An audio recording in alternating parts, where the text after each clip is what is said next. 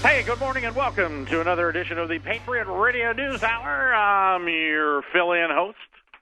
You don't get the Patriot Radio News Hour today. You get the Eric Cedarstrom Show on this April 17th, 417.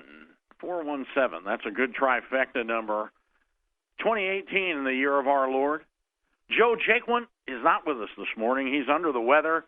He's got a little bit of a bug. Might be out for a couple of days as he convalesces. I hope he's listening this morning. Nephew Joe, the new owner. As you're listening, if you're new and you're listening, who is this guy? Who let this guy in? I used to own this company. I did radio for a long time, about a quarter century. I've been off now for about 3 or 4 years, I forget. Time has lost all meaning to me in my semi-retirement. I have found out, being retired, I don't sit still well, so I'm trying to move all the time. Got about 9 different irons in the fire, but it's good to be here. Thanks for allowing me into your lives. Let's face it, everybody's entitled to my opinion, and I'm feeling well, quite nostalgic this morning as we look around at the radio studios. I mean, I don't think I've done a radio program by myself, and it's been a long time. But I'm glad to be here.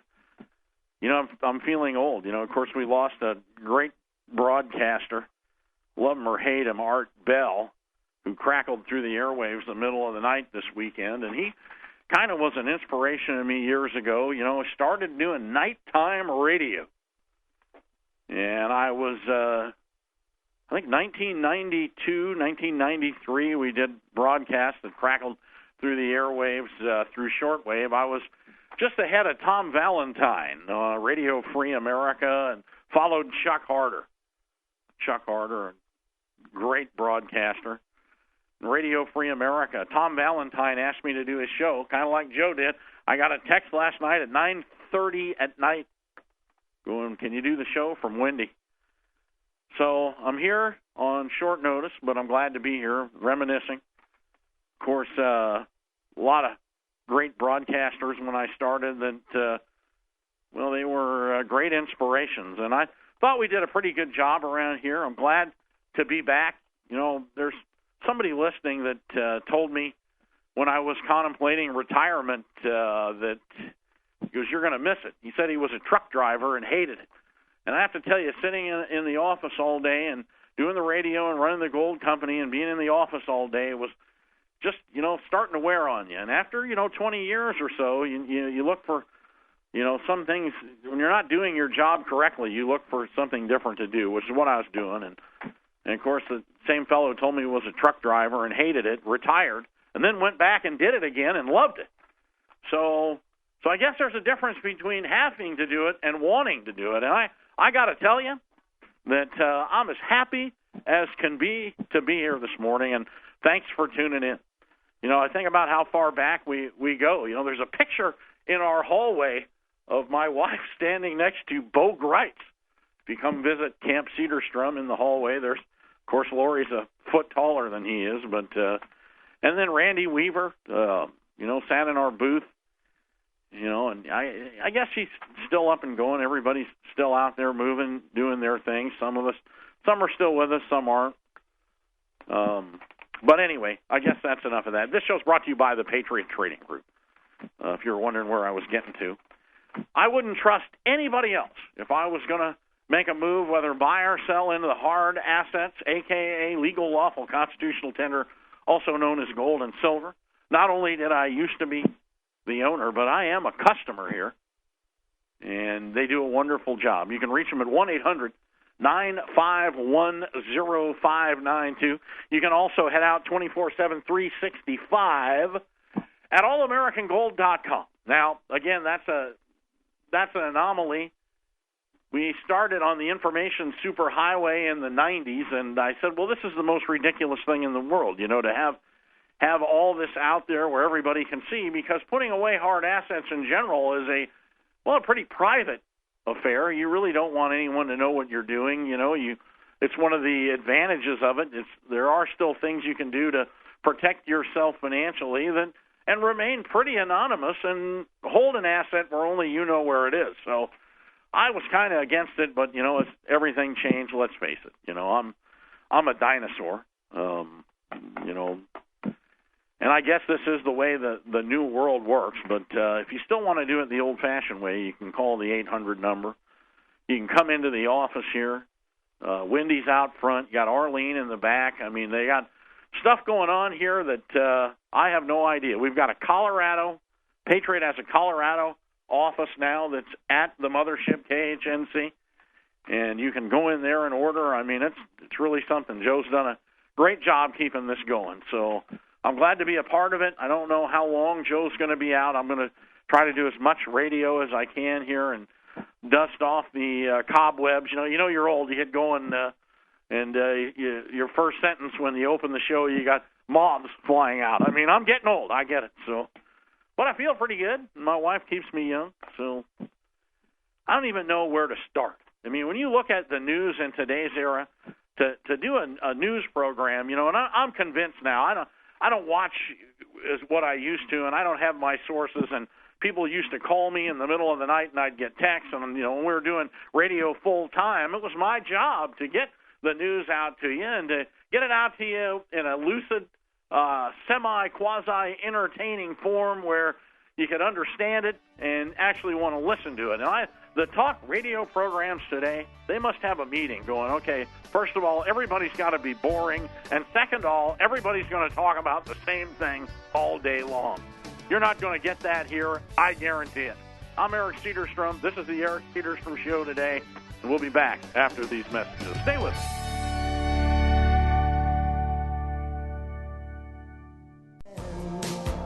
Hey, thanks for tuning in this morning. You're listening to the Patriot Radio News Hour. I'm your host, hamburger helper, Eric Cedarstrom. It's a great day to be alive, and I hope this finds you well. It's going to be, 1,000 degrees out here. Spring is on the wane. Summer's setting in. The birds are singing, and the sun is shining. The regular talk show circuit's all, talking about Comey and Trump and Cohen. The cocoa problem that seems to be dogging our president today. But I got to tell you, it's absolute lunacy. And there's one thing I don't understand. The president of the United States, now, I mean, obviously open for fair game. Growing up in the 60s, you could take shots. It kind of pretty much started with Johnson and just kept going. But, I mean, today, the press, the liberal media, this country's divided. I mean, we're as close to civil war as if we're not in one, as we possibly could be.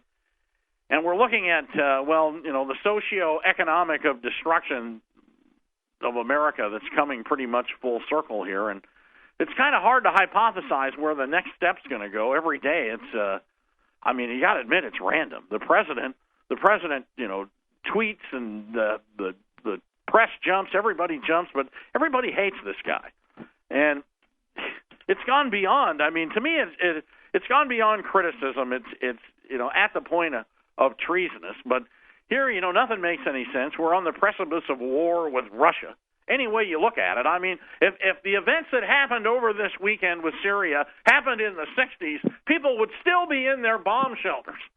The kids would be tucked under their desks today practicing duck and cover drills, and because it happened on Friday, by Tuesday morning it's now a non-entity because there's so much news in between. And, of course, the only thing you're going to get is Comey and Cohen. And, to be able to go into and I got to tell you, to be able to go into an attorney's office and take everything and then get the liberal judges to go, well, you took everything, go ahead and look at everything. So whether you're, Sean Hannity or just another guy that was, represented by an attorney, the government has your records, and they're looking at it. They're going to look at every case. No probable cause, none. No probable cause to examine any of the evidence in all the other cases, but yet they're going to get to look at all of it. And I have to say, if you're an attorney today and you're not cleaning out your files and shredding everything, you're an idiot. And an accountant. This sets a new legal precedent that nobody is safe. If the President of the United States attorney, if they got to go after him, they can go after anybody. It's a pretty scary thought when you think about it. But again, that's where we're heading in this country. And I got to tell you, now Stormy Daniels, of course, gets all the news. Does anybody really care? Do you care? I don't care. And I guess I do. I mean, if you know a friend or, you've got people and acquaintances that you hang around with, and they're cheating on their wives and having an affair, and whether it happened or did not happen, and usually when guys get to that point, most of their friends walk away from them because they just don't want to hang out with them. But, this is Stormy Daniels. She's actually made a statement this morning. She appeared on ABC's The View. She said she's speaking out because she's tired of being threatened. And she also said this relationship isn't what she wants to be known for. I'll let that sink in for a little bit. You decide what she's going to be noted for.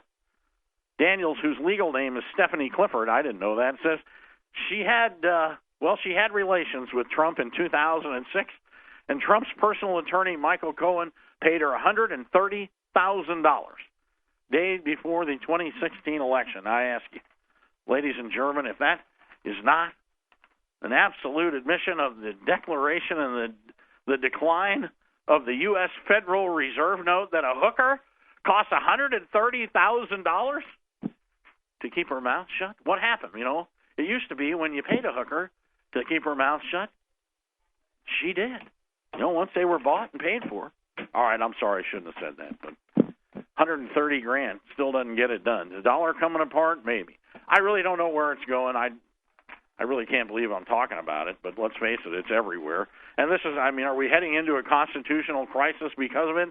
I don't know if it's going to get that far, and I really don't believe any of it, to be honest with you. But, again, this is the world that we live in.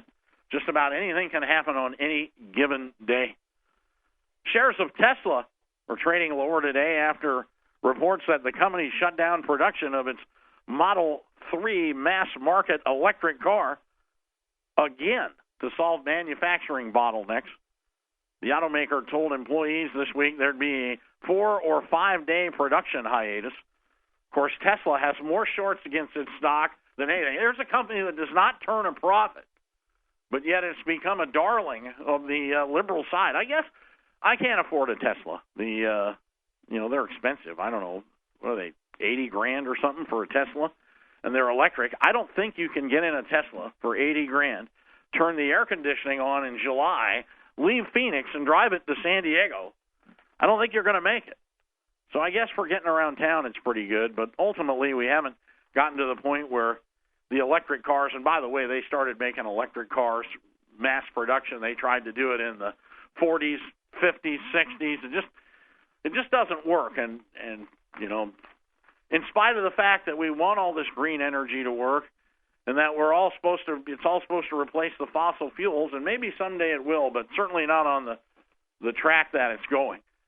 The U.S. tariffs, of course, that Trump's looking at on Chinese technology. And again, every article that you read is to slam the president.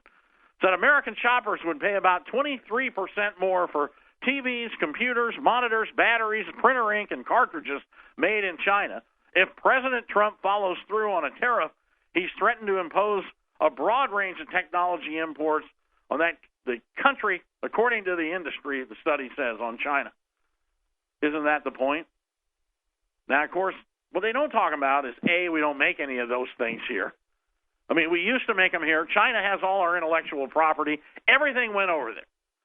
You can't. There are things in this country that we don't even produce, and we don't even have the machinery to produce. They gave it away. That was the Wall Street darling idea. And then along comes Donald Trump, make America great again. Well, the whole idea is to make these things more expensive. Now, do we make them here and send them to China? China protects their markets. It's nothing for China to put a 25% tariff on anything that we send over there. But, of course, in order for all the U.S. factories, and I've been here, and I did this radio, and we watched NAFTA, and we watched GATT, and Mickey Cantor, and the NAFTA-matics, and they put together this whole free trade idea, and nobody cared. There wasn't an American in the world who cared because we were going to get all this stuff back cheaper. Well, nobody really looked and said, well, what about the people that build them here in America? What's going to happen to them? What's going to happen to factory jobs, union jobs? What about families? What about textile mills and steel mills? And what about the United Auto Workers? And what about all the things, as bloated as they were and mired down with unions? They were still here in America. Nobody really cared the fact that we were going to get rid of all of this because they didn't want to pay the workers anymore, and that's where it came. They found first they put the maquiladoras down in Mexico, where the Hispanics were going to build everything for basically slave labor wages, but even they wouldn't work cheap enough. And then of course it all started with pretty much Tank Man in China in Tiananmen Square, where the Chinese Communist government said either we kill everybody or we put them to work. They chose the latter. And then they took everything. So now we have these things. And, it's funny, the government-subsidized industries like, solar for one. Banking is a government-subsidized industry. Solar is a government-subsidized industry here in First Solar, these various publicly traded companies that were started. The startup capital was not from entrepreneurs. It was from U.S. taxpayer money. And then they built these huge solar electric generating plants out here in Yuma and out by Gila Bend, and these gigantic projects that were done, ultimately started with government money, and then they went public and Wall Street money took over. But even so, they could not produce the solar voltaic, the electric photovoltaic cells, cheaper than the Chinese could. So, now not Trump, but George Bush. George Bush put tariffs on that. So solar panels, and they're big tariffs. The last I heard, they were 45%. 45% on Chinese-made solar cells. Solar photovoltaic energy-producing cells. So the idea, ladies and gentlemen, is not to get cheaper energy. Obviously, the idea was for the government to subsidize another industry. So here, Trump turns around and says, all right, I guess we're going to just put tariffs on all this stuff, and ultimately you would assume a 25 or 35 or 45% tariff on a computer that maybe Michael Dell might be able to make a computer again and turn a profit. Or something made in America. Or how about, why don't they just put 100% tariffs on all clothing and bring the textile mills back? Is that the only way it can happen?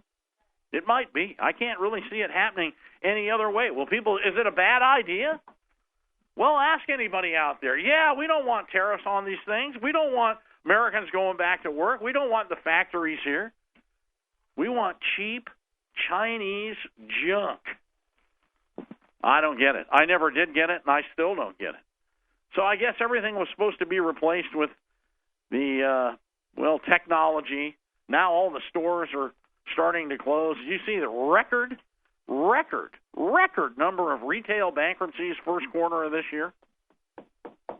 How can that be? The Dow's at 25,000, just under 25,000. 24,832, up 259 so far today. Nothing makes any sense, does it? So the retailers are falling apart. What's going to happen with all the commercial real estate that is sitting, and what happens to the malls? I mean, ultimately they'll come up with a great idea, laser tag, or I don't know, indoor soccer, or I don't know. I mean, something will eventually, or they'll bulldoze it. I don't know. Will every town start to look like Detroit did after the auto industry and the steel industries collapsed? And I mean, is that what's going to happen? Is that what's going to happen to the mall? Is technology going to take that over? They're actually meeting right now, today as we speak, in Washington, D.C., about taxing the Internet, taxing all retail sales on the Internet, a national tax. Will that help? Will Sears be able to, open stores again? Taxes, the only solution they got? You're listening to Eric Cedarstrom live this morning on this beautiful April day. Don't forget, speaking of taxing the Internet, your taxes are due today. Remember what you're listening to the dinosaur. Probably should change my name to the Barney Show and paint me purple. Remember when the Tea Party movement first started? We were on the air, Joe and I thought, man, what a great idea. What a great idea. I mean, we get so much taxation without representation, and this country had it. And I thought ultimately it started out as a full conservative idea, and then it turned into a neoconservative. The neocons took over and made the Tea Party, and the whole Tea Party thing basically got pretty much blown apart when the IRS went after anybody with the name Republic, Patriot, Freedom, anything in their business. That pretty much put an end to the Tea Party. But, I mean, when this country originally had it with taxation without representation, they dumped all the tea in Boston Harbor as it came over from the mother country. But why don't people dump their tax returns? I thought that's what the original Tea Party was going to be, on April 15th, drive out to Boston, throw your tax return into the drink, and call it good. But they never did, and the whole thing just kind of is on the wane. So anyway, 1-800-951-0592. Eric Cedarstrom sitting in for Joe Jaquin. He's under the weather. Hopefully he'll get a speedy recovery. I have to tell you that it's been a long time for me to do this. I forgot when all the breaks were, so you'll have to be nice to me.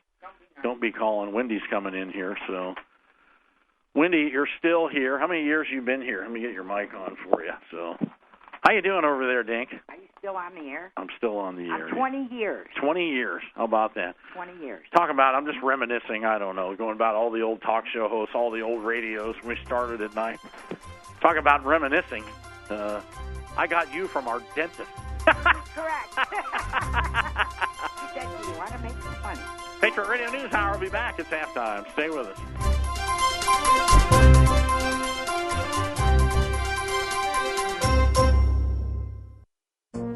This is the Phyllis Schlafly Report, a daily look at the significant issues of our time from an experienced conservative perspective. Sponsored by Phyllis Schlafly Eagles, this broadcast continues the legacy of Phyllis Schlafly and stands against forces that mock traditional values, slander America, and redefine the family. And now, from the archives of Phyllis Schlafly Eagles, here is Phyllis Schlafly. Today I'm going to give you a little history quiz with some lesser-known facts about a very famous American. The anniversary of his death is today, April 17th. See if you can guess who I'm talking about before I give you his name. He was born mighty poor, the 15th child of 17 children. As a youngster, he apprenticed as a printer. He published a very popular almanac. He retired at age 42. Then he taught himself 5 languages and became a major figure in establishing good relations between America and the French. He was a significant inventor and really started America as a land of innovation. He invented the rocking chair, bifocal glasses, and the lightning rod. Along the way, he was given degrees from Harvard and Yale. He helped to found America's first postal system and fire department. He was president of America's first anti-slavery society. He signed the Declaration of Independence. He became the governor of Pennsylvania. He wasn't known as a particularly religious man, but he was the one who famously called for prayer and God's help at the Constitutional Convention.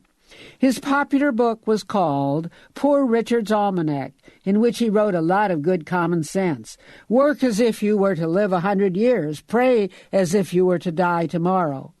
Here is a little-known passage that he wrote in describing the America of his time. Atheism is unknown there.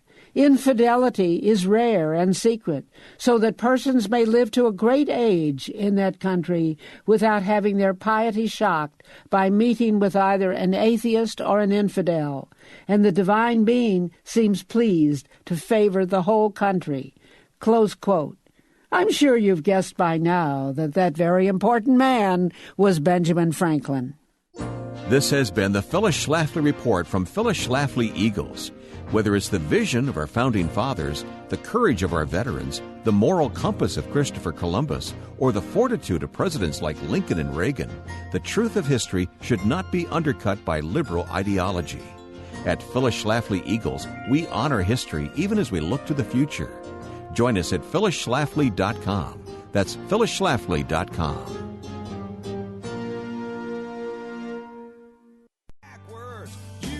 Hey, shout out to everybody. Thanks for tuning in. Eric Cedarstrom sitting for Joe Jaquin. knocking the cobwebs off. I got to tell you, man, it's been a long time. It's kind of weird, too, after doing it for a quarter century. A lot of thoughts you have in your head going, I got to get that out on the radio. And the only person to listen, the only things to listen are dogs. That's what happens when you get retired. But thinking about dusting off the microphone and getting back going here. Wendy, we're talking to Wendy heading into the break. 20 years ago. 20 years ago, I was office manager at a dental office, and Eric never wanted to come in. I hated it. She would call me going, no, you're coming. Right. I would yell at him, you better get in here now. Your teeth are going to fall out. So one day he said to me, hey, do you want to make some good money? And I went, sure. And so he goes, come and see me. I said, okay. So I went and I saw him, and he opened up his checkbook, and he showed me his checkbook, and he told me what he did. And then I went home, and I was talking to Doug, my husband at the time, and my dad, and my dad, what did my dad say? He thought you were He thought I was a right-wing anti-Semitic group because we had the name Patriot. Right. And then I said, well, I'm going to work for him. Yeah. 20 years later, I'm still here. How about that? And I kind of run the company anyway. You know why I hired you? Not only because you were beautiful, right, but you pulled up in a Cadillac. That's right. And I did I had a Cadillac. She had a big four-door sedan DeVille. Right. And I go, no Hyundai, no foreign cars. No. We didn't allow them here. No, I had a Cadillac. Believe it or not, that's, I have a real estate license. If a guy pulled in to list my house in a Hyundai or something, I'm like, can't you buy American? What is wrong with people? Right. I mean, my husband and I own 3 Jeeps. See? That's American. Very proud of you. We have Jeeps. So, thank you. The time that's gone by, it's amazing. So you can't run a special yet. Because we're talking about American cars. Okay, American cars. I want your opinion on it. What do you think of the Red for Ed movement? What do you think of that? The teacher movement. Where they said, we want 20% pay. The governor goes, okay. Now they're still not happy with that. Even though I think it should be called the Eds for Reds. For Reds? I think they got it all backwards, I mean, look at what they're teaching these kids. I told the story years ago where you could see if you go up into Cave Creek, they had the elementary school, the middle school, and the high school, and they had them all together. So I just sat there one morning. I was dropping off one of my daughters, and I looked at the kids going into the elementary school, and they're all nice and clean, and they look good, cute little kids, right. And the parents are, here you go, and we turn them over to the teachers, and then you can see them as they're heading into the middle school. Parents are a little fraggled. By the time they get to high school, and I'm like, this is our factory. This is our factory. Uh-huh. The teachers aren't getting the jobs done. I mean, if anyone causes any trouble at all, they drug them up. That's just how the world is anymore. Remember that? We talked about that years ago. Every other kid was on Ritalin. Norm Resnick was the first guy. Norm Resnick on KHNC. God rest his soul. That's right. He was the first one who had the guts to stand up against Big Pharma. Right. And it still takes guts. Nobody stands up for him. Something like 82% of all the ad revenue, and I don't quote me on that, but I'd say 60 to 80% of all the ad revenue on CNN comes from, Big Pharma. Right. So they drug everybody up. Right. So this is the new world that we live in. So now they call it the opioid crisis. Yes, opioid crisis. Right. So now the opioid crisis starts with Ritalin, and they put it in the kids. And now what percentage of the population? It is ridiculous. I mean, it is gone. It is a gazillion-dollar industry.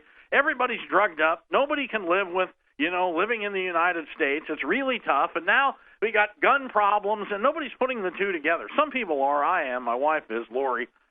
That, okay, so if you're on, mind-altering opioid, which apparently is a huge problem, right? That maybe you shouldn't have a gun. Absolutely. Right. And if you're using mind-altering drugs, you shouldn't have it. You should not have a gun in your hand. Now you can do it on your own. Go ahead, and no one can stop you. But if your doctor has put you on these and you've been on them for years, it should be on your driver's license. Like, do you need glasses? Yeah. Right. Do you need drugs? Yes. They should even go a little farther. Are you a liberal or a conservative? So now, I mean, imagine you hand the guy wants to buy a gun, he hands it going, you're on drugs and you're a liberal? I'll speak slower. You don't get one. You are not getting You don't get a gun. So It's so good to have you back, Eric. It's fun. Thank you. That's good to be fun. Here. So right. Thanks for texting me. 9:30. 9:30. I told you Joe was sick yesterday to go to the doctor. But he didn't tell me. He texted me at 9:30 and said, I'm not coming in, run a tape. And I said, no, I'm calling Eric. Oh, all right. So that's when I texted you and said, can you come in tomorrow and do the tape? I did. Did you know? Usually I'm out cold by 9:30, too. Yeah, So. you turn gray. Oh, I know. On me. Well, I'm old. I'm going to be 59 here in a couple of months. I'll be 63. Wow. I got rocks in my yard younger than you. But I only work 2 days a week. Yeah, so. good. Right. Okay, good. So anyway. All right, so you wanted to come sit here. What? Because Sit it out. Because I found a nice little special for my silver people. Okay. Who like silver. These are polar bars. Polar bars or bears? Polar bears. Polar bears. Who makes them? You know? I don't know. Oh, okay. I don't know. Are they Canadian or? They're 1.5 ounce coins. You get an ounce and a half. Ounce and a half. There's 15 per roll. Okay. All right? I only have 20 rolls. I do have 3 sealed cases, so if someone is interested in, hey, I'd like to buy a case of these, the sealed case is $8,700. But if you want to buy just a roll, I've only got 20. My bullion bank said that's it. I've got one open case. So you get 15 in a roll. They're 1.5 ounces each. That's 22.5 ounces of silver. Right, for $435. Polar bear. You sure it's not a bipolar bear? You have to have. I'm bipolar. Yeah. No, I'm not bipolar. You're gonna have medication to have one of these. Right, they're medicated silver bars. Bipolar bears. Right. So they're that's like a double play on them. You can buy them. Yeah. Or you're bipolar. Or you're bipolar. But I think that you should because I've been waiting for these. He told me about them like 3 weeks ago. And I've never seen one. And I said, do you have those strange coins? And he said, yes, I do. So they're coming in? Yes. Okay. Yeah. So that's why you can order them. How do they order anymore? They call me at 800-951-0592, and they say, I like the special. Do we take Bitcoin here yet? No. No? Okay. No. Right. Cash, check, money order, credit card. I don't want firstborn children anymore. I'm not interested. Nothing that eats? Yeah, no. Right. I used to take those. Dogs. I have 5 dogs, so. You can trade. We used to trade for all sorts of oddball things. Oh, we did. So. We say, bring in your weird stuff, and we'll take it. Yeah. We don't do that anymore. I had a lot of fun running this, so. We did. All right. Anyway, so I have to go now. So That's just it? call me and let me know if you want these because I only have 20 rolls. That's it. Thanks for weaseling in on my show. I appreciate it. Okay, bye-bye. God bless you, Wendy. So I remember your dad. You know how to tell you're old, too? The Arizona Republic, I do crossword puzzles. I like to read the horoscope after the end of the day so I don't look at it and see how accurate it was. But they put today's birthdays. And if you don't know who any of the people are, I guarantee you're getting old. So rapper, actor, Redman is 48 today. And when I was a kid, Redman was chewing tobacco. So happy birthday for him, I guess. So Patriot Radio News Hour / Eric Cedarstrom Show. I'm rocking and fire, and stay with me. I'll be back. Dumber than a stick and older than dirt. You're listening to the Eric Cedarstrom rocking and firing this morning. Thanks for tuning in. The National ID card, it's coming. The travel ID deadline, they call it. The travel ID, same thing. Hey, how are you doing? Customer coming in here. Good to see you. Thanks for your patronage. We appreciate it. As of October 1st, 2020, Arizona residents won't be able to travel out of several airports throughout the state and country with just standard driver's license as identification. The Arizona Department of Transportation said driver's licenses in Arizona are not compliant with the Real ID Act, which was passed by Congress in '05, and tightens requirements for identification presented by travelers at airports. The Arizona legislature passed a law that said a license or card holder must voluntarily take steps to secure a voluntary travel ID. Those traveling out of Phoenix Sky Harbor International, Phoenix Mesa Gateway, Flagstaff, Tucson International, and Yuma International. Yuma International? Yuma? Yes, I'm going to Prague through Yuma. I don't think so. Yuma had a high school. I don't know if they're still down there. We played them in football. It said, "Welcome to Yuma" on both sides of the sign. And I kid you not, the mascot name for the high school was the Criminals. You know, the Yuma prison? Remember the movie, Yuma Territorial Prison? Yes, the Yuma Criminals. I don't know if they're still down there or not. We actually played them. We were there for their homecoming one year, And the parade, the mascot was a jail cell on a trailer with a convict in it. I kid you not. So anyway, Yuma International Airport will need travel IDs that meet the requirement if they want to get past transportation, the TSA, Security Administration screening. Some federally controlled facilities will also be inaccessible without the travel ID. State officials said the IDs are available through the state's motor vehicle division. It's not a driver's license? Are you kidding me? I don't know. So here we can do it. So now, yes, all right. So it's just going to end up being one. You're going to have everything on it. Are you on medications? Yes or no. Do you need glasses? Yes, no. Are you a liberal or a Democrat? Yes, no. Are you on food stamps? Yes, no. Might as well just put it all. You can just punch the thing. I'm telling you, we're not that far off. Of course, we knew it was coming. Ultimately, it's going to go under your skin, and we'll all take the mark of the beast. 1-800-951-0592. You know, making America great again, what a great idea. Great idea. You ever think that you would see such a backlash for just trying to put the country back? Trying to put it back. Let's get steel mills going. Let's get car factories going. Let's get textile mills going. Let's get everybody working. Let's put it all back. That was Ron Paul's idea. You didn't see people railing against him. He wanted to put it back. Bring our military home, everything. Trump's been sucked into the military-industrial complex by the neocons, a lot of his base, me included, very upset over the Syria thing. Just pack it up and head home. We got enough to do right here. This country's falling apart, and everybody knows it.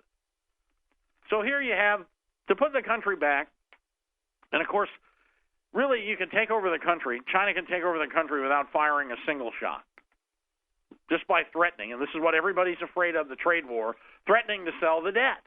You know, when you control the debt, you kind of control you do control the fate of the currency.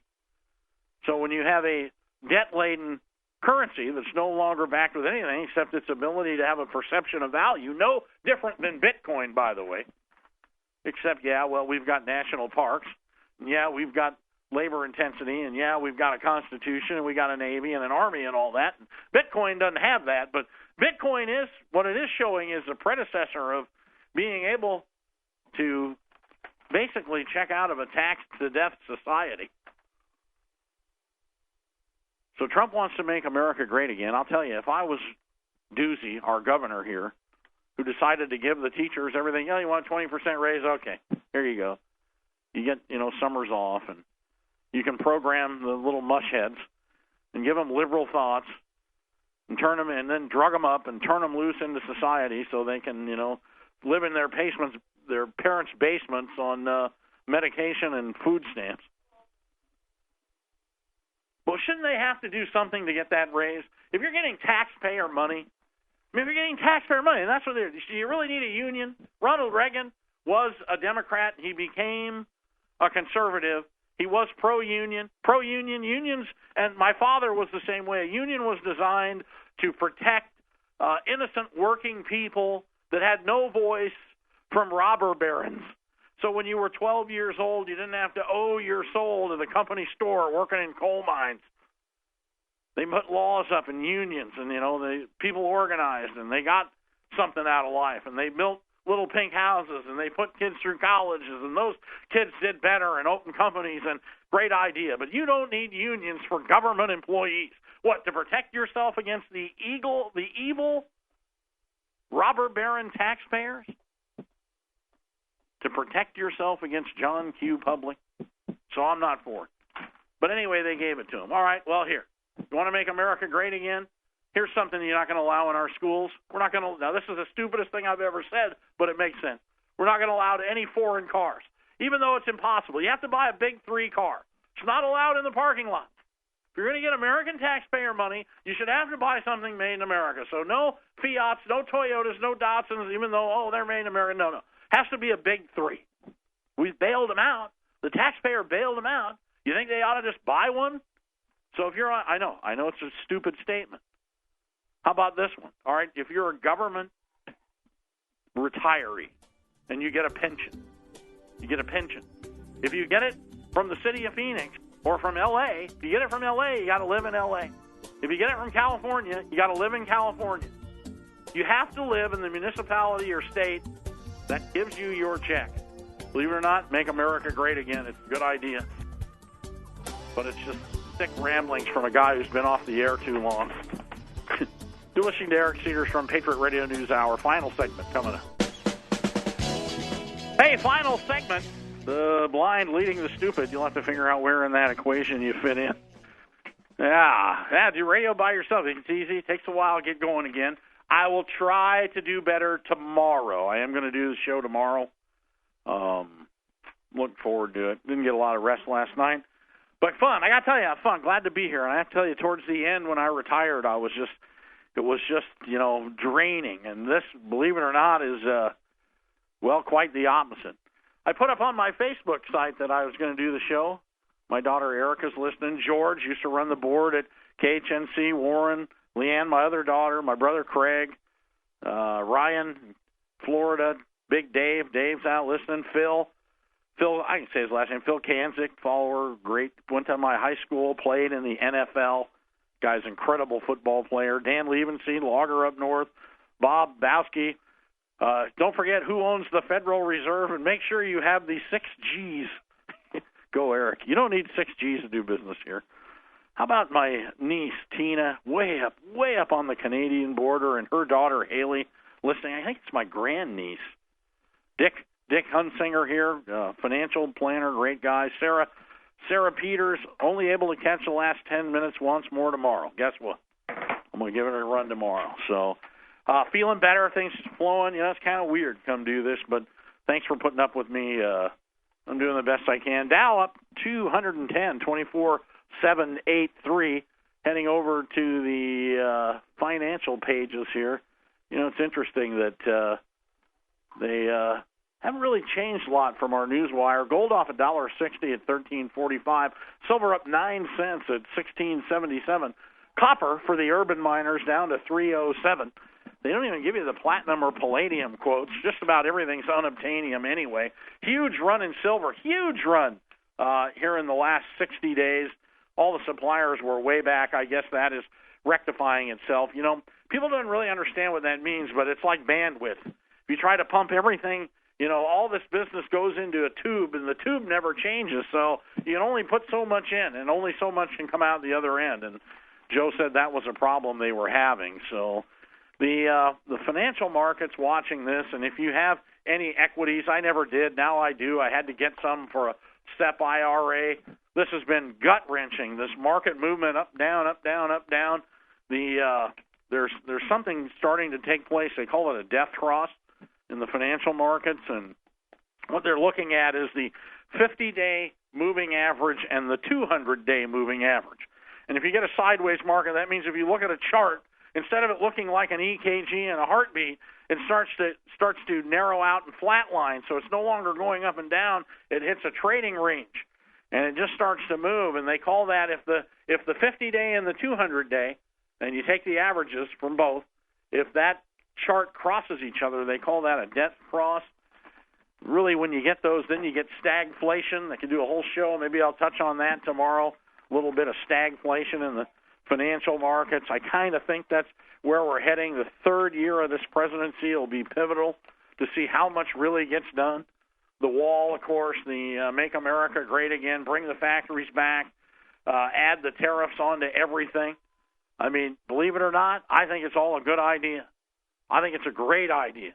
Put some of it back. Not everybody wants to be a tech guy. Not everybody wants to graduate from college. Not everybody wants to sit there and have liberal things stuffed in their head. Some people just want to go to work. And a lot of people made great livings in this country building American goods. Maybe someday it'll all come back for the sake of our children and grandchildren. God bless you all. Thanks for allowing me into your lives. I really appreciate it. I'll be back tomorrow, good Lord willing. And again, thank you. Thanks, Ramon, for running the board, and Cody up north. God bless you. We'll see you tomorrow.